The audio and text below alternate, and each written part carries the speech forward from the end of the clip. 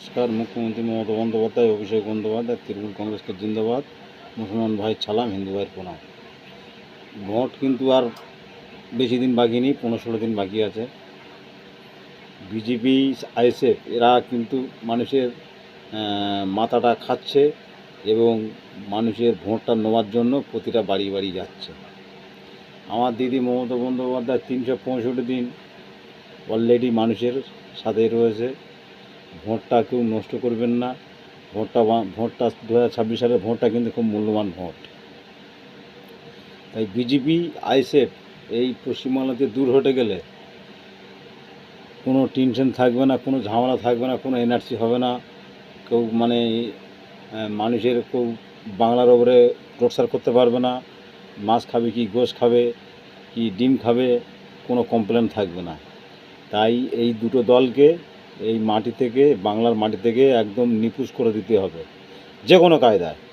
Election হবে যখন 2026 সালের যে হাড্ডাহাড্ডি যে লড়াইটা, অভিষেক বন্দ্যোপাধ্যায়, মমতা বন্দ্যোপাধ্যায় উন্নয়ন কিন্তু এখনও কারো আটকায়নি বা বন্ধ করেনি বা কারো দেয় যে না দেওয়ার কোনো কথা বলেনি। তাই 2026 সালে যে ভোটটা আমার দিদি মমতা বন্দ্যোপাধ্যায় যদি আপনারা দেন, আমি বলবো 50 বছর আপনারা ভালো থাকবেন। হিন্দু, মুসলমান, জৈন, খ্রিস্টান সবাই মিলে একটা হয়ে একই সাথে জোট বেঁধে দিদি মমতা বন্দ্যোপাধ্যায় হাত শক্ত করতে হবে, অভিষেক ব্যানার্জি হাত শক্ত করতে হবে।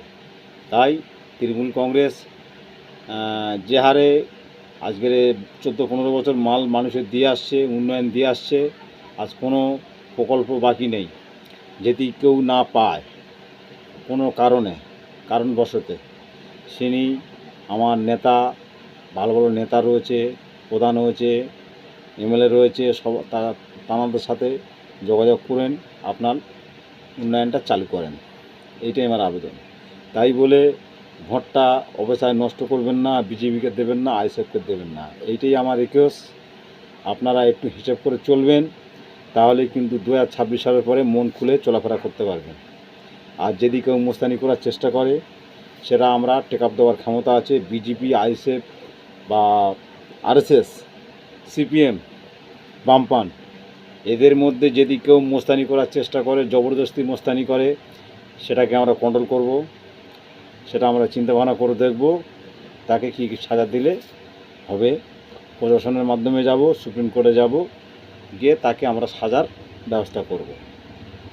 আমার দিদির নামে অনেক ভাষণ মানুষ উল্টোপাল্টা দিয়েছে, গালাগালি করেছে, তুইতঙ্কারি করেছে, আমরা সেগুলো ভুলে গেছি।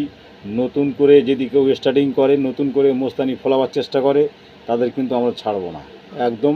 অক্ষয় মান কেউ আমাদের যে কর্মী আছে সবাইকে বলা থাকলো, এইগুলো যারা করবে তাদের শুধু নাম ঠিকানাটা নিয়ে নেবেন, বাকিটা মমতা বন্দ্যোপাধ্যায়, অভিষেক বন্দ্যোপাধ্যায় সেটা চিন্তাভাবনা করবে তাকে কি ব্যবস্থাটা করা যায়।